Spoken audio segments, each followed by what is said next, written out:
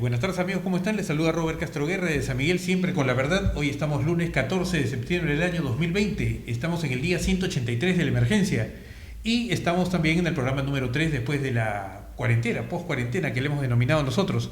Y bueno, las cosas están bastante complicadas a nivel político, si bien ya teníamos y tenemos un problema que no hemos resuelto con la pandemia, un problema sanitario, tenemos un problema grave, problema económico, grave problema social, porque se están suscitando diversos conflictos sociales en diversas partes del país. Tenemos ahora pues un conflicto político que, si bien es cierto, no ha empezado esta semana, prácticamente empezó desde que inició las actividades este congreso que juramentó justamente el día 16 de marzo, en que empezó el estado de emergencia y que consecutivamente pues ha tenido una serie de actitudes individuales tal vez y otras en forma colectiva que han ido como en competencia con el Ejecutivo respecto tal vez de ganar réditos electorales, como pareciera que está pasando ahora con el tema del poder y del poder ejecutivo, porque definitivamente el presidente de la República es quien manda en la nación. Y hoy tenemos pues que el presidente le han admitido una moción de censura en el Congreso, ha sido convocado para el día viernes para esta defensa que tendría que hacer el presidente a título personal o a través de su abogado. Sin embargo, hoy también se ha presentado una demanda competencial en el Tribunal Constitucional y han pedido una medida cautelar a fin de evitar que se llegue este viernes a realizar esta sesión donde el presidente tendría que levantar los cargos, pero también en la moción de censura no dicen pues cuál es el motivo por el cual pretenden sancionar con la vacancia presidencial al señor Vizcarra. Hay una serie de anomalías, una serie de problemas que se ha visto en este proceso que ha sido bastante rápido, ¿no? Esto ha sido del viernes para hoy, ya tenemos un problema grave, pese a que el presidente de la República hoy día ha pedido disculpas, ¿no? Un poco, aunque no ha hecho un mea culpa como se ha querido, pero sí ha salido a expresar unas disculpas por haber tenido personal que ha estado divulgando conversaciones privadas y que, bueno, en realidad son conversaciones bastante, hasta íntimas diría yo, por los temas que se tratan, pero todo esto motivado por la contratación pues de una persona que en realidad es verdaderamente un payaso y que está originando, o que ha sido, la punta de todo esto para que el Congreso se tome la atribución exagerada, me pareciera a mí, de pedir la vacancia presidencial, y como que está exagerando la sanción por una irregularidad o infracción o delito que pudiera haber cometido el presidente respecto de justamente actividades en el Estado. Hemos querido para esto conversar con una persona que está bastante enterada, no solamente del tema de análisis político, sino fundamentalmente de análisis jurídico. Y tengo la grata presencia aquí en el programa de Siempre con la Verdad del doctor Pedro Angulo Arana. Pedro Angulo ha sido decano del Colegio de Abogados de Lima y con quien queremos hoy día compartir estas preguntas y respuestas y estos análisis para que sea de conocimiento de toda nuestra audiencia. ¿Cómo estás, Pedro? Muy agradecido por tu presencia aquí en Siempre con la Verdad. Como siempre, ¿no? Esta es el segunda o tercera oportunidad que nos visitas y de frente te pregunto, ¿no? ¿Es constitucional el proceso de vacancia que se le ha iniciado al presidente de la República? Muchas gracias por la invitación, en principio.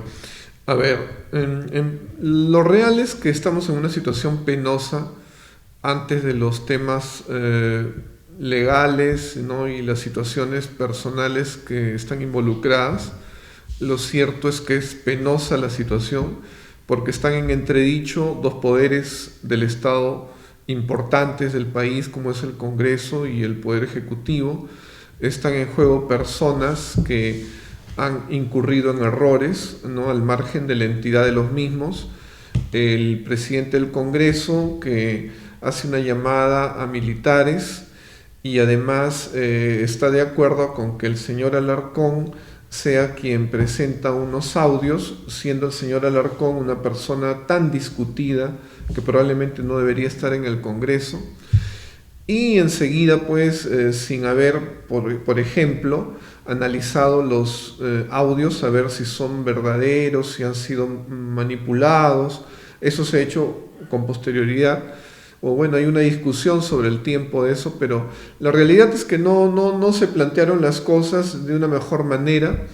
De otro lado, el presidente, que ha sido descubierto en la comisión de varios delitos y que evidentemente por la investidura que él tiene, tienen que ser postergadas las investigaciones para él cuando deje la presidencia, pero ha tenido que deshacerse de su personal de confianza porque están, diríamos en criollo, hasta el cuello en relación a los delitos que se han cometido y que dejan su imagen gravemente mellada, la imagen del presidente, y el hecho es que se habla de lo que la Constitución dice y que aparentemente ya hay algunos antecedentes de que por lo menos lo trataron de hacer en relación al tema de la incapacidad moral permanente, que como concepto ya es complicado, es difícil, que además no tendría que ser solamente eso, sino que habrían dos baremos, ¿no? Uno, que la gravedad, ¿no? La gravedad de las circunstancias,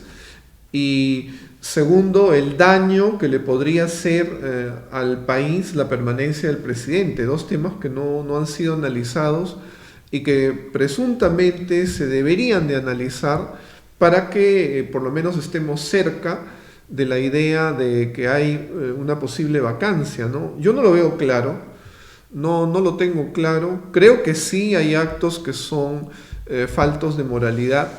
Lo que no me parece claro es el tema de la permanencia y el tema también de que el presidente, si se mantiene en el cargo, pone en peligro algo de la política nacional. Errores ya los ha tenido bastantes, pero evidentemente para una medida de vacancia pues tiene que ser algo grueso y que por lo menos una mayoría estuviera convencida de eso, ¿no?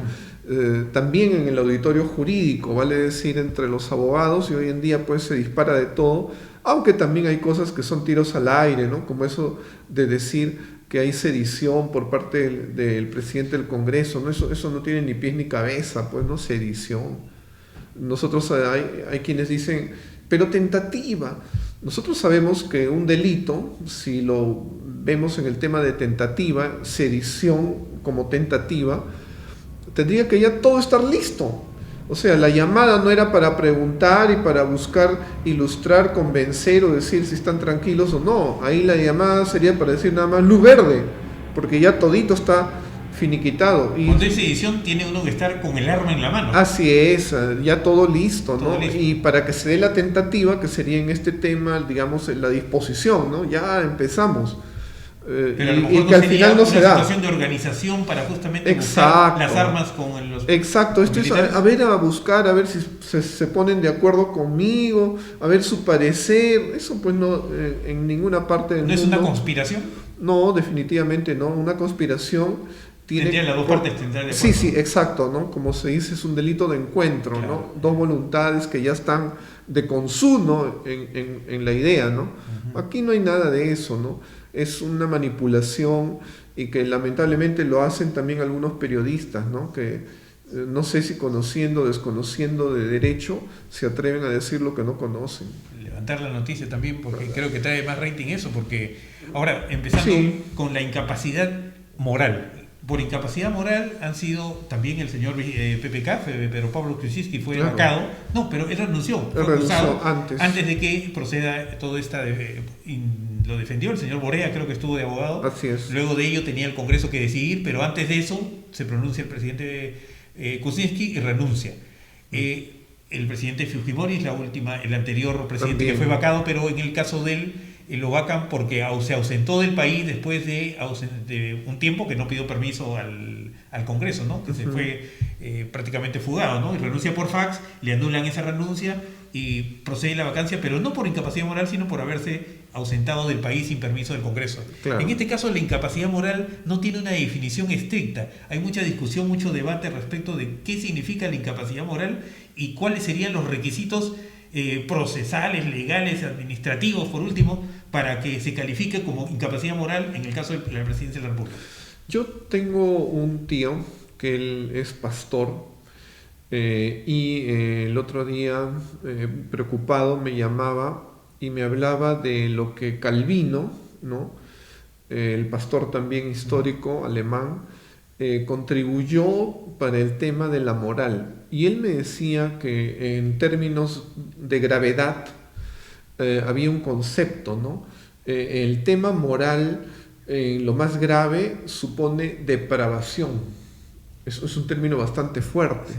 Entonces, la idea que yo tenía, evidentemente, es que este tema de incapacidad moral tiene que ser algo muy fuerte, ¿no? Algo abominable. Exacto, algo muy fuerte, pero que además, dos temas. Uno, la permanencia, o sea, siempre se va a repetir, se va a dar, y eso lo tenemos que tener clarísimo, y además que genere un daño, una lesión grave a la marcha del país, ¿no?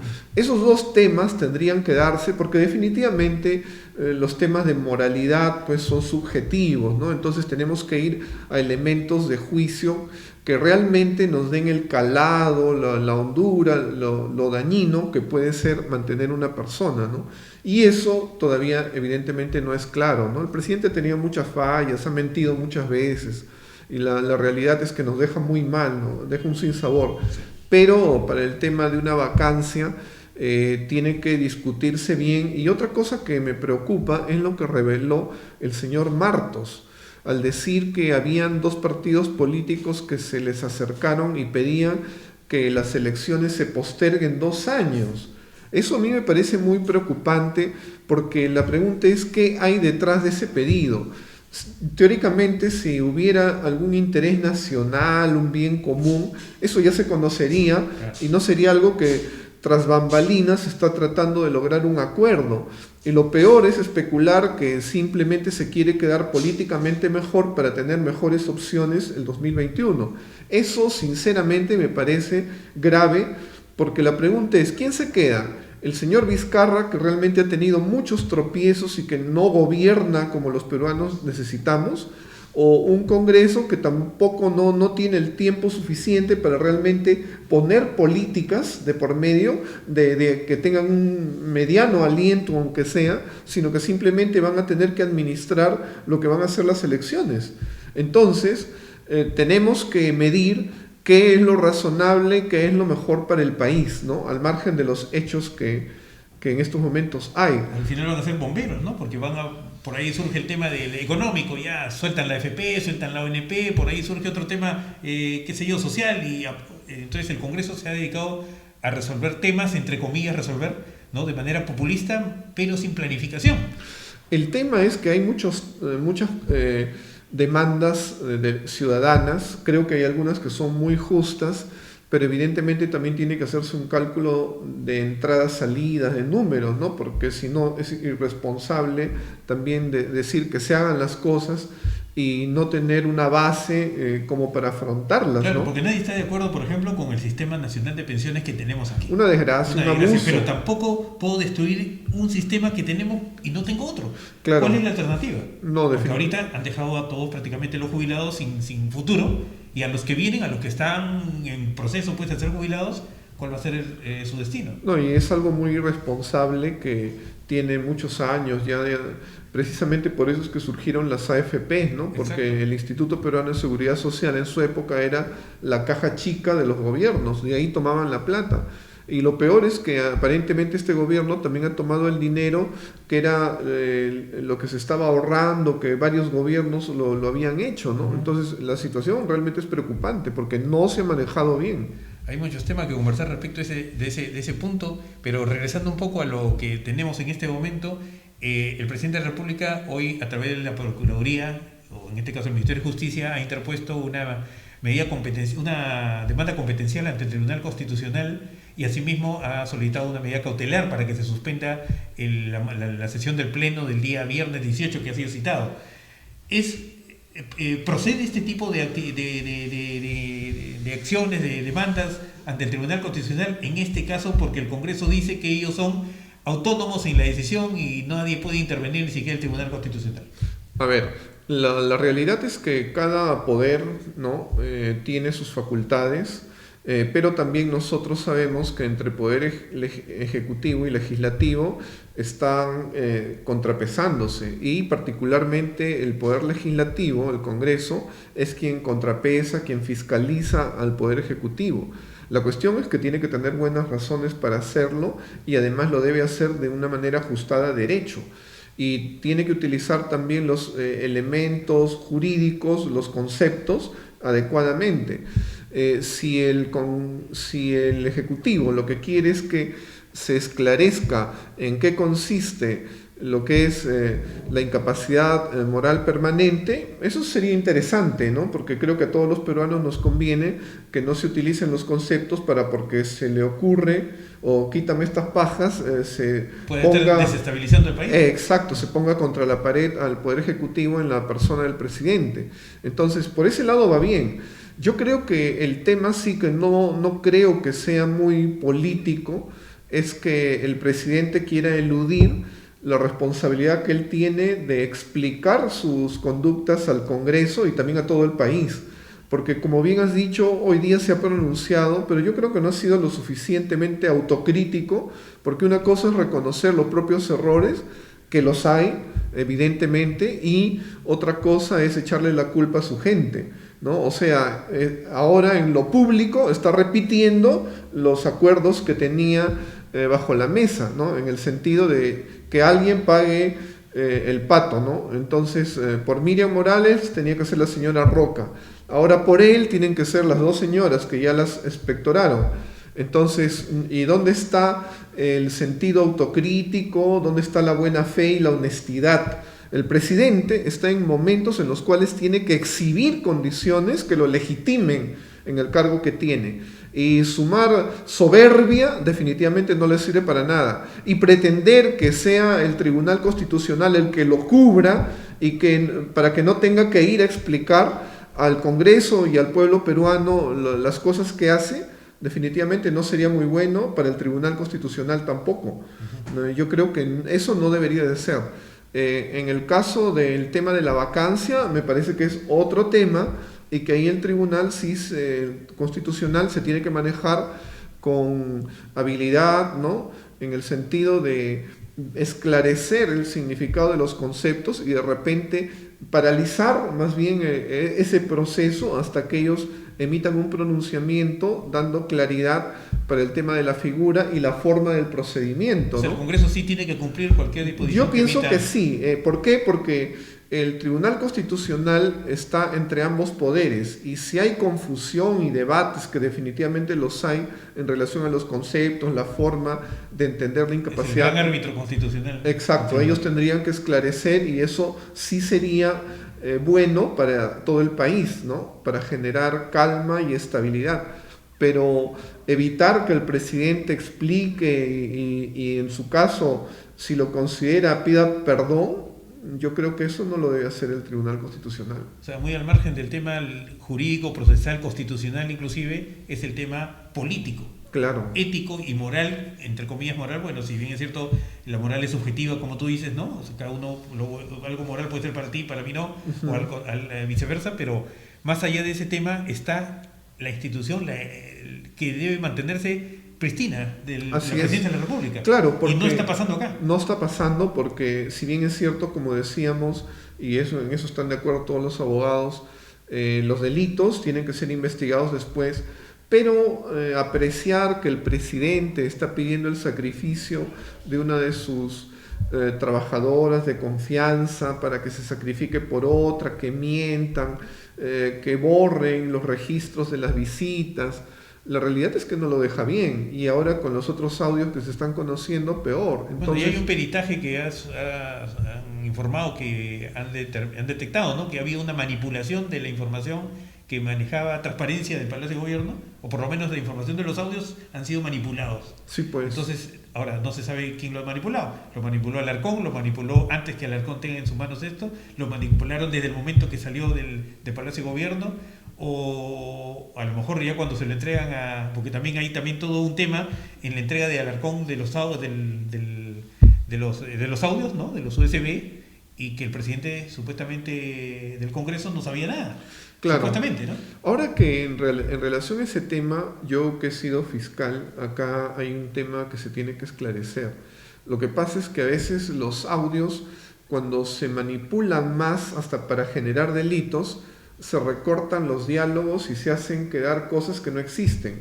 Otra cosa es que de repente el material es demasiado grande y se recorta y se pone lo principal y se evitan los palabreos, ¿no? Ajá. Pero si hay un diálogo que dure 10 minutos y dentro de eso no hay ningún recorte, aunque se haya cortado antes y después, la realidad es que eso puede tener un peso como para una imputación, para establecer un delito, ¿no?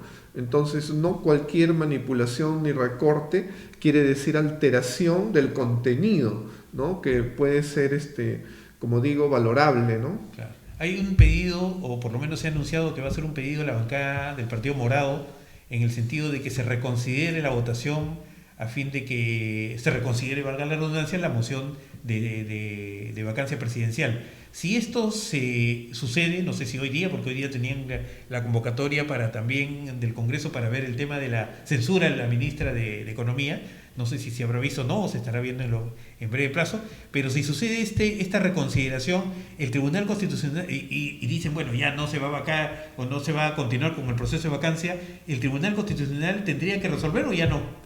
Yo pienso que sería adecuado que se pronuncie en relación al tema de la incapacidad moral permanente, ¿no? Sería muy útil que ya exista un pronunciamiento porque eso motivaría, exacto, generaría una orientación para el futuro, ¿no? Entonces, digamos, no hay que perder estas posibilidades de un pronunciamiento, además de un tribunal constitucional que ya está en retirada, ¿no? Porque han cumplido su tiempo. Se supone que ellos no van a tener más o menos interés, sino servir al país, ¿no? Entonces, esa oportunidad que tienen me parece que es valiosa, ¿no? Porque estoy convencido de que este Tribunal Constitucional, al margen de los errores que pueda haber tenido, es uno de los mejores, si no el mejor, ¿no? Hay cabezas pensantes y que creo que sí podrían hacer un buen trabajo de esclarecimiento. ¿Conviene que este Congreso vote a los nuevos miembros del Tribunal Constitucional, o ese proceso que ya a 7 meses de las elecciones podría dejarse para el Congreso que viene? Yo creo que este Congreso ya se ha automaltratado demasiado, ¿no? Yo creo que ha perdido legitimidad. Sería mejor que sea el próximo Congreso, pero bueno, será una cuestión de ellos porque la facultad la tienen, ¿no? Así es. No es lo que opinemos nosotros, lo que ellos tienen que seguir. Claro. Pedro, vamos a hacer una pausa, por favor, y en el siguiente bloque vamos a ir conversando con Pedro Angulo Arana, ex decano del Colegio de Abogados, sobre este y otros temas de actualidad política nacional.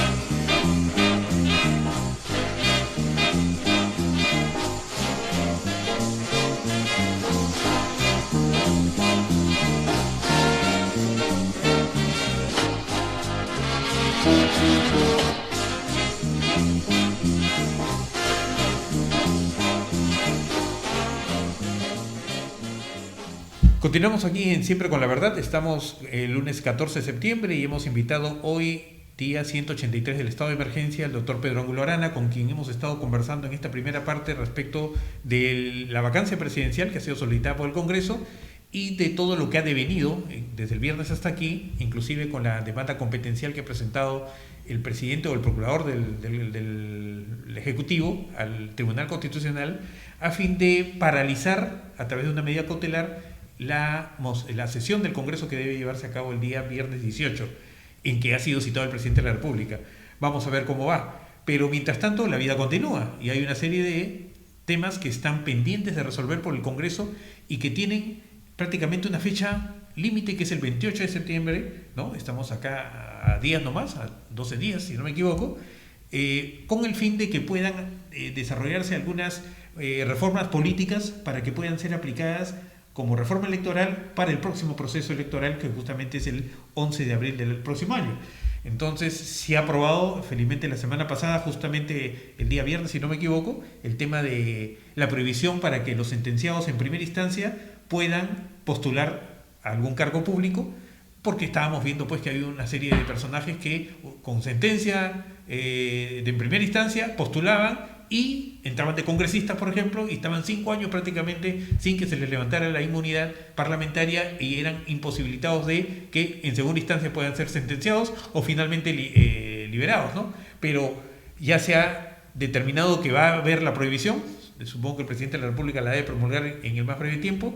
Este tema de la vacancia prácticamente nos ha distraído, pero ¿qué otros temas pendientes hay y que son de importancia para que puedan ser aplicados, de reforma política me refiero, para que puedan aplicarse el 2021, el 11 de abril?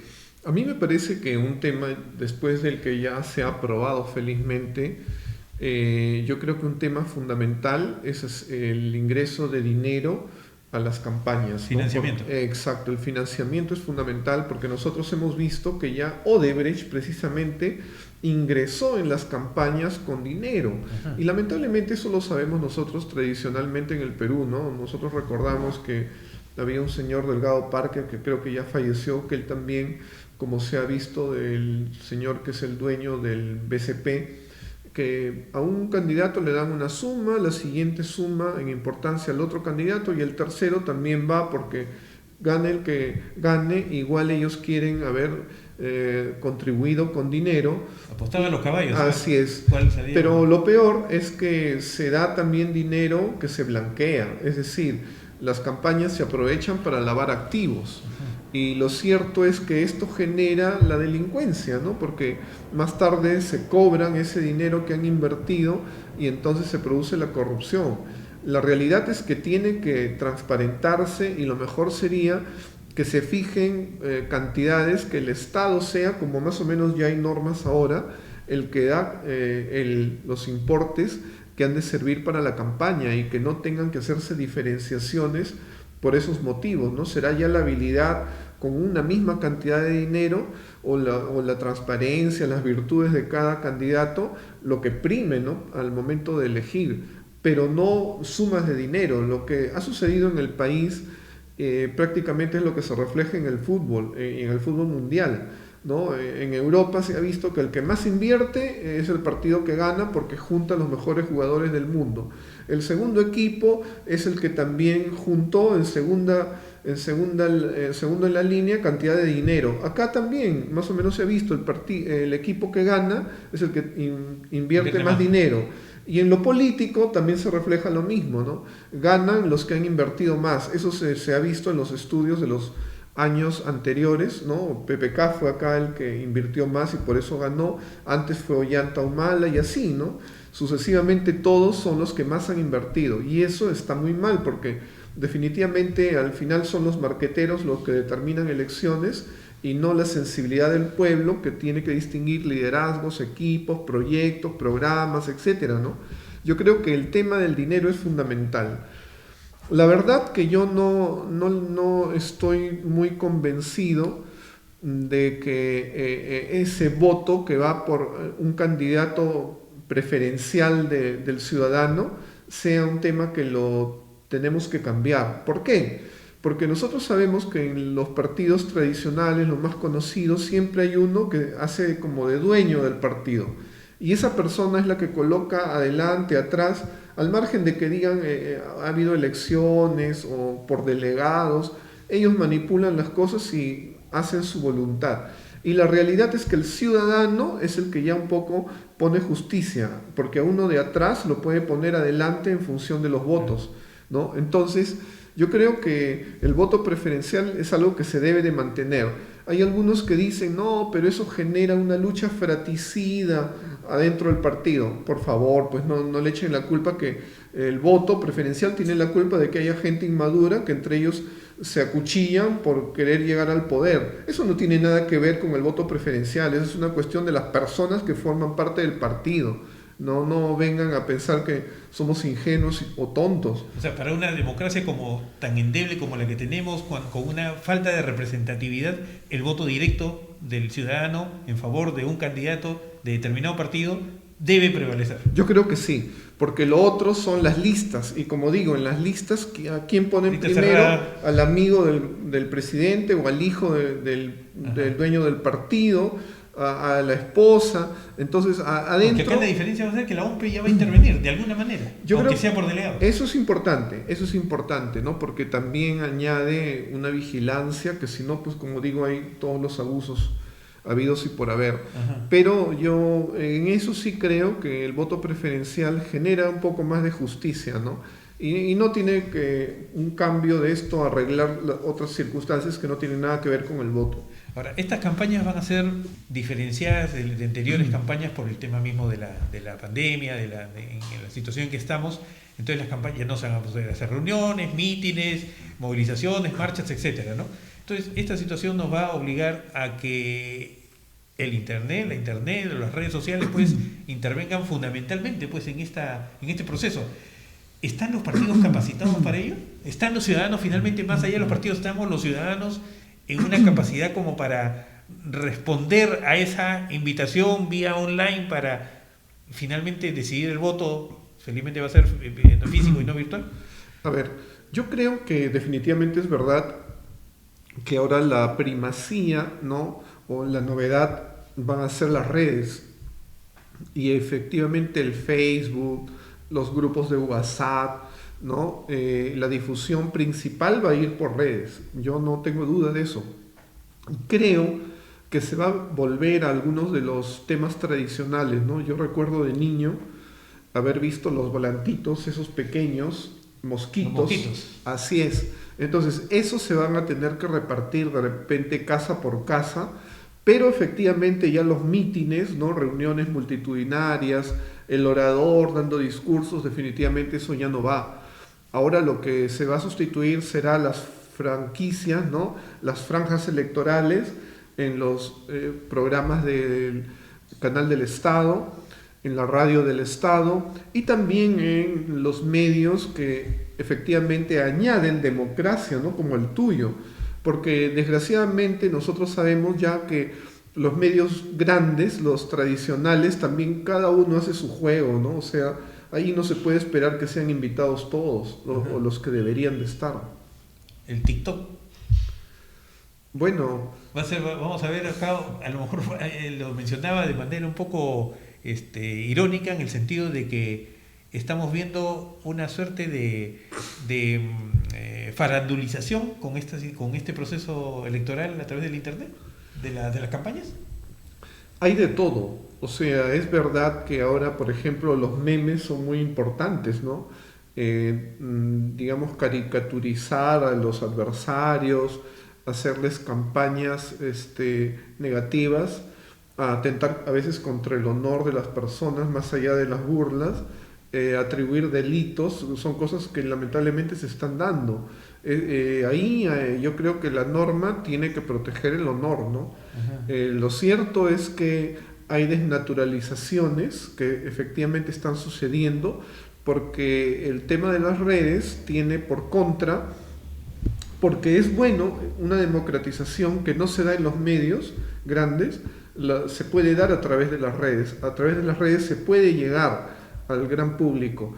Pero el tema es que también están los anónimos, están los trollers, los hackers, y cuántas formas de atacar maliciosamente al adversario y destruyendo lo que es el espíritu de competencia democrática, ¿no?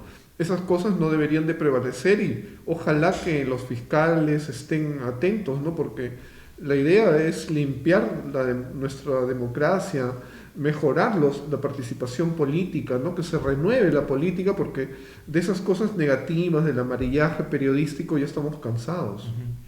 Un tema, y creo que aparte del financiamiento y dejar también de acuerdo contigo con el voto preferencial, ¿habría algún otro tema que se nos escapa por ahí respecto de que pueda ser aprobado como reforma para las próximas elecciones? ¿O creo que eran los más importantes? Yo creo que es lo más importante. Quizá ahora se tendría que dar un tema de mejor participación de partidos políticos nuevos, ¿no? Porque nosotros hemos visto que se han dado normas presuntamente para que participen los partidos políticos nuevos, pero lamentablemente con esas normas, por ejemplo, solamente agosto y septiembre para registrar adherentes. Hasta el 30. hasta el 30 de septiembre, cuando nosotros sabemos que se ha paralizado 4 meses la vida nacional por el tema de la cuarentena. Eso no es proporcional, eso no es equivalente. En este momento, la mitad del país, la mitad de las regiones están en cuarentena. Así es. Entonces, ¿cómo se pueden registrar, digamos, las personas que también temen comunicarse tan sencillamente? Ahí se tiene que hacer un tema de cambios para el futuro en relación a un registro electrónico, ¿no?, que podría estar en el mismo Jurado Nacional de Elecciones, de tal manera que allí, abierto con los partidos políticos que están buscando su inscripción, uno se adhiere y ingresa, de tal modo que uno no tiene que movilizarse, y además el mismo Jurado Nacional de Elecciones va a saber quién es quién tiene gente, quién no tiene gente. Y ahí es la voluntad individual, ya si Así yo estoy es. yendo, qué sé yo, a un sitio para poner mi dedo, esas huellas, ¿cómo le llaman ahora? Electrónicas, ¿no? Así es. O sea, ya se está viendo verdaderamente la voluntad del individuo, del ciudadano, de ir a inscribirse. Así y es. no estar yendo como estamos viendo ahorita, ¿no? Que acaban de detener, creo ayer, a uno que estaba regalando no sé cuánto para que le llenen sus fichas. Entonces, ese procedimiento sería mucho más democrático y más sincero. Así es, y serviría realmente para que la gente vuelva a creer en la política, ¿no? Igualmente, si se quieren apartar de un partido porque se han desilusionado, ven que las personas, una vez llegadas a sus cargos, les dan la espalda, que de inmediato, con el hecho de que se conozca quién es el que se está apartando de ahí, que lo puedan hacer. Eso va a devolver también a los partidos la obligación de trabajar por lo que prometen, porque si no, la gente busca salir de ese partido, pero esconden, rompen la solicitud y la persona sigue vinculada a ese partido. Pero como digo, en estos momentos particulares también debería de darse mayor apertura. Nosotros no hemos visto apertura por parte del Jurado Nacional de Elecciones, porque el presidente del Jurado Nacional de Elecciones se fue al Congreso e informó que era suficiente un mes, es decir, por él solamente agosto hubiera sido bueno para que los partidos nuevos registren sus adherentes. Ya se ve que ni siquiera con el Congreso que dio un mes más se ha podido. ¿Eso qué quiere decir? Que las normas que han dado ahora no han permitido la participación política. Ni un solo partido político nuevo se ha inscrito. Ni creo que se inscriba. Ahora ya tenemos 24 difícil. inscritos y no creo que al 30 logre alguno. Entonces, en ese sentido, el Congreso también tendría que dar una señal, porque está en sus manos, y por lo menos conceder un par de meses más para simplemente ser proporcionales al tiempo que la cuarentena no ha permitido, y aún sabiendo que ahora hay dificultades, como bien has mencionado, para que uno se movilice, ¿no? No, y ser equitativo también, porque por ejemplo los partidos vigentes, los 24 que están registrados, ¿no es cierto?, se les ha exonerado de la, digamos que también logren, en este caso del número de militantes que es 24.800, a ellos sí se les ha exonerado. ¿Y por qué a los nuevos partidos se les exige? Sí, pues ellos mismos en el Congreso se exoneraron. Cuando se inauguró el nuevo Congreso, que ya está cubriendo el espacio de tiempo que le correspondía al anterior, que fue dejado de lado por el presidente, y creo que con buenas razones. Lamentablemente, este Congreso lo primero que decidió fue que ellos no tienen ningún problema para participar. Entonces hay partidos que creo el que menos tiene 7.000 adherentes, y con eso va a participar en las elecciones para el 2021. Y a los demás, a los nuevos, eso sí, que tienen que tener 24.000. Eso no es justo, eso no es algo de equidad, ¿no? Se está negando la participación política, no se está tratando con igualdad a todos, y eso contradice los principios de derecho electoral y contradice lo que debería de hacer el Congreso, ¿no? Así es. Bueno, Pedro, vamos a hacer una nueva pausa, retornamos aquí en Siempre con la Verdad.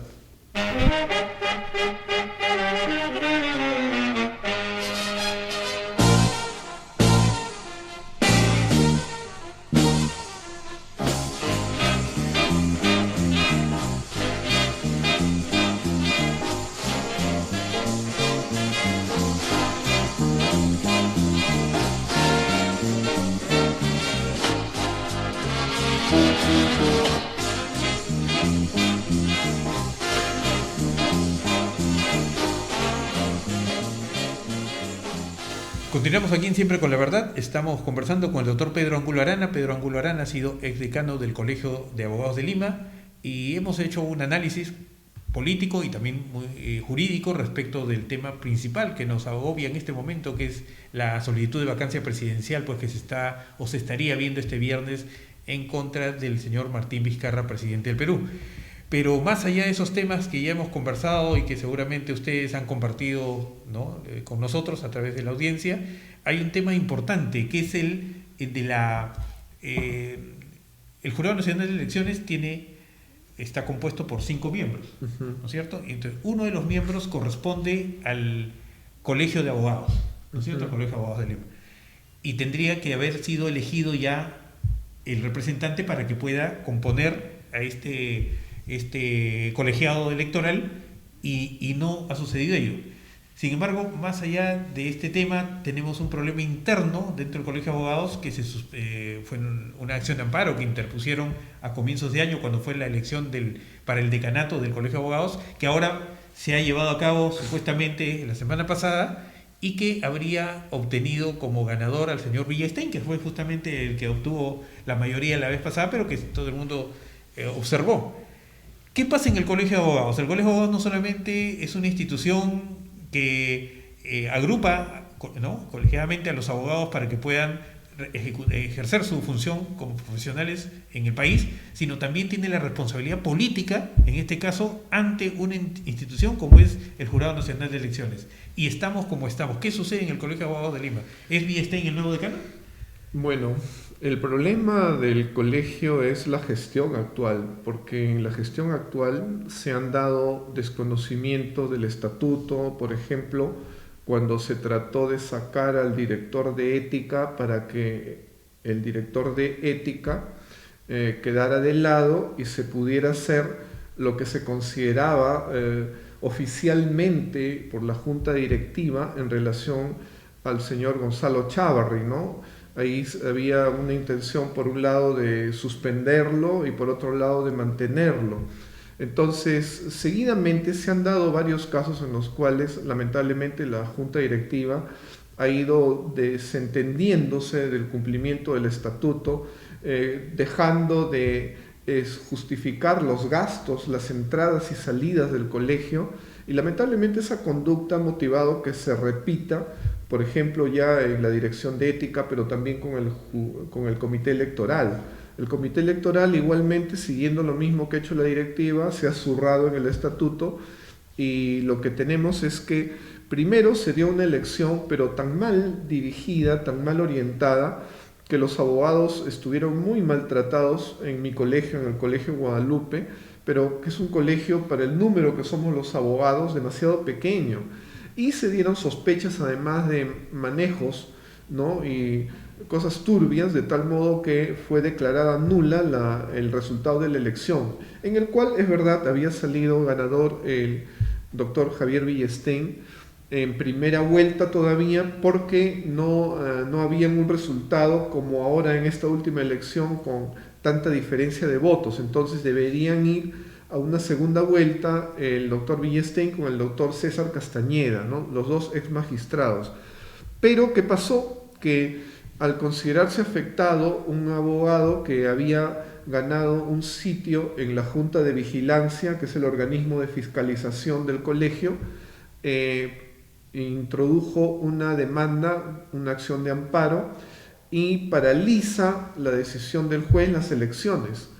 En el interín se decidió por parte de una asamblea sacar a esos miembros del comité electoral porque habían hecho mal.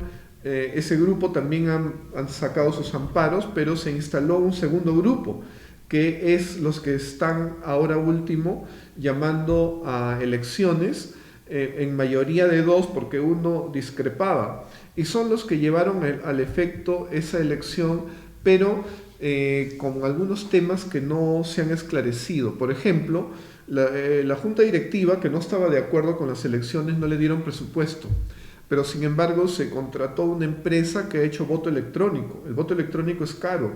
Yo lo recuerdo porque cuando fui decano y nos correspondió hacer las elecciones, hicimos voto electrónico para que los abogados no se maltraten, no tengan que ir a hacer colas, no tengan que estacionar el auto, que a veces les roban, tanta incomodidad, ¿no? Porque somos un número grande. Ajá. Entonces, eso aproximadamente nos costó 200.000 soles.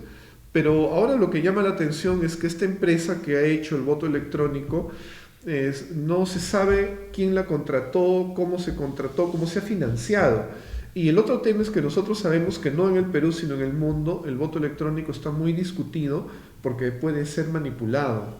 Ahora, un tema segundo es que generalmente en las primeras vueltas, que teóricamente esta elección era una primera vuelta, los abogados votan por las personas que ellos conocen, por el candidato que es vinculado a ellos, ¿no? Entonces el voto se dispersa. ¿Qué pasa? En mínimo, cada candidato está cercano a sacar 1.000 votos o un poco más. Eso es lo que siempre se ha dado. Pero extrañamente en esta elección hay algunos que han sacado 200, 300. Eso es bien difícil de imaginar. Yo lo recuerdo porque yo llegué al decanato la tercera vez que postulo y desde en la primera saqué 1.200 votos, ¿no? Porque por lo menos 1.000 personas a uno lo conocen. Claro. Entonces acá es bien difícil de pensar que haya colegas que son ya conocidos, que han postulado más de una vez inclusive al decanato y que hayan sacado 300 votos. Eso desgraciadamente parece arreglado, parece acomodado, ¿no? Como digo, en la primera vuelta los abogados votan por el candidato de su preferencia y ya en segunda vuelta es que definen al escoger entre dos al que consideran mejor. Entonces la realidad es que eso no se ha dado y entonces hay un sinsabor porque los abogados ya quieren reemplazar a la decana, ¿no? La decana se está quedando demasiado tiempo y consideramos que injustamente. Y la realidad es que ya algunos desesperados dicen está bien, no importa, pero el tema no es así. Los abogados también tenemos que respetar el derecho. Y en este momento el tercer tema es la prohibición que hay con ese amparo que tiene una medida cautelar. Y la medida cautelar impide que se lleven a cabo elecciones, por lo menos hasta el momento. He estado averiguando y eso es así, ¿no? Hoy día justo conversaba con el doctor Fernando Vidal Ramírez, quien me dijo que sí, todavía el tema está entrampado, ¿no? Entonces, no se podría decir que ya tenemos un decano y que esas elecciones han sido válidas, ¿no? La realidad es que tenemos que esperar todavía. Creo que el doctor Villestein es un buen candidato. Yo no tengo duda de que él, por lo que es conocido, pueda tener más votos en una primera vuelta y ser un ganador en primera vuelta, pero en la segunda que se defina pues quién es el decano, ya con quien haya quedado en segundo lugar, ¿no? Porque considerar que se han dado los votos como se quiere decir y presentar entre los abogados nos genera duda, pues nosotros ya nos conocemos ya.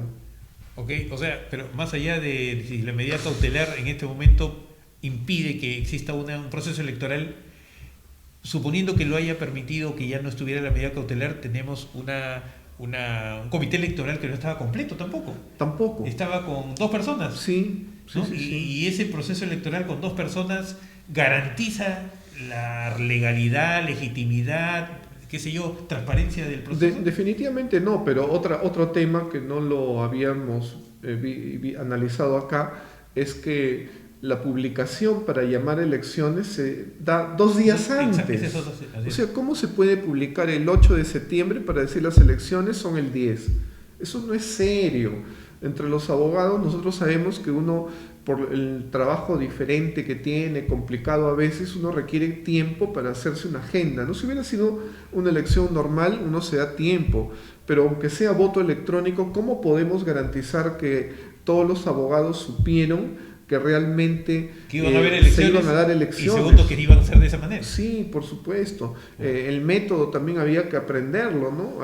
Había un esquema en el cual uno podía más o menos tener una clase de unos minutos para saber cómo votar. Tampoco era tan sencilla la cosa, ¿no? ¿Y ahora qué pasa con el miembro que tienen que acreditar en el Jurado Nacional?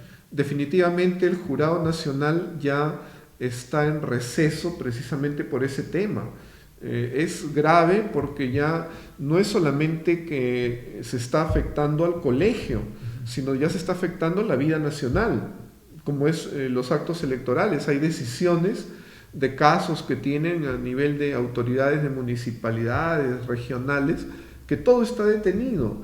Eso es grave y lamentablemente diríamos pues consecuencia de la mala gestión, ¿no? De haber dejado al estatuto de lado, de haber desconocido los principios, de haber roto todos los esquemas por parte de la junta directiva que todavía está. ¿Qué le espera al Colegio de Abogados de acá? Vamos a suponer que ya pase el tiempo, pasa el año, el próximo año necesitamos una reestructuración del colegio en general, del colegio de abogados, de los colegios profesionales.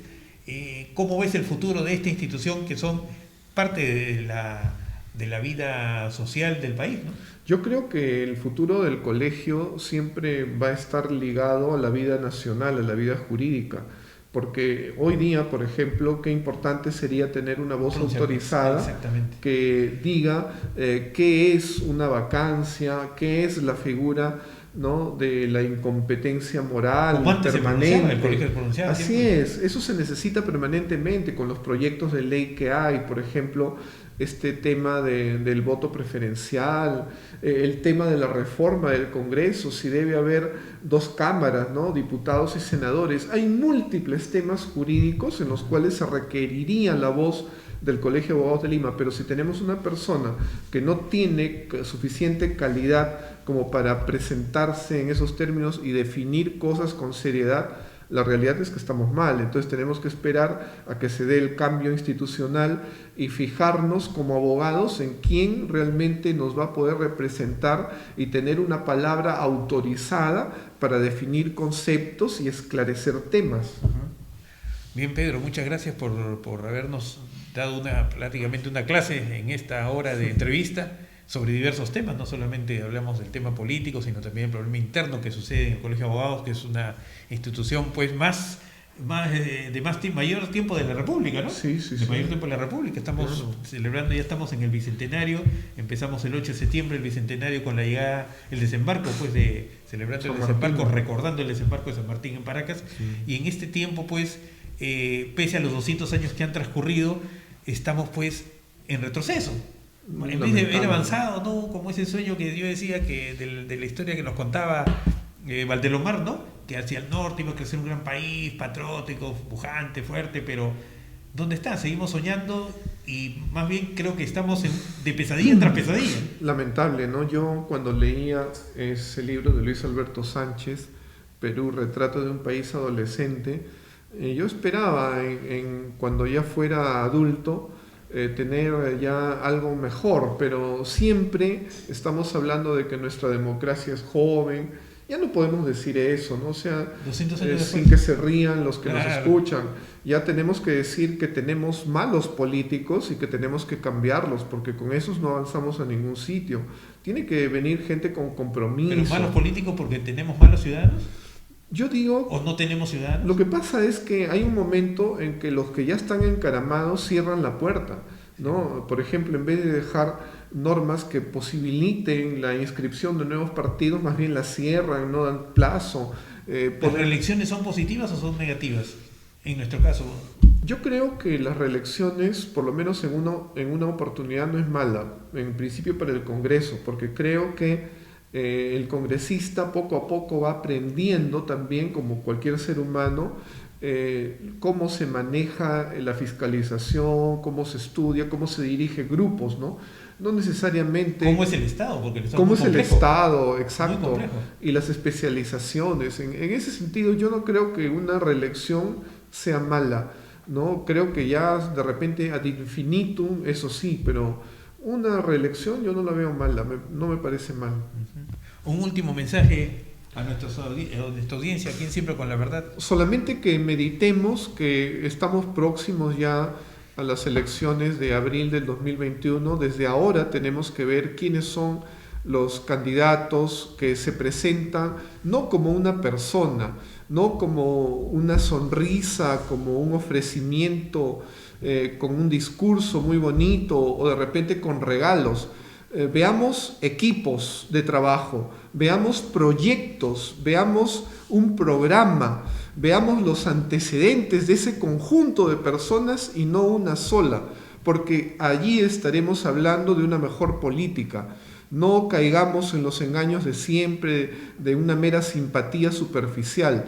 Miremos más al fondo y tendremos un mejor presidente, tendremos un mejor Congreso y probablemente mejores oportunidades para el Perú. Muchas gracias, Pedro. Hemos tenido aquí en Siempre con la Verdad el doctor Pedro Angulo Arana, ex decano del Colegio de Abogados de Lima. Muchas gracias también a toda nuestra audiencia y estamos viéndonos en el siguiente programa. Buenas tardes.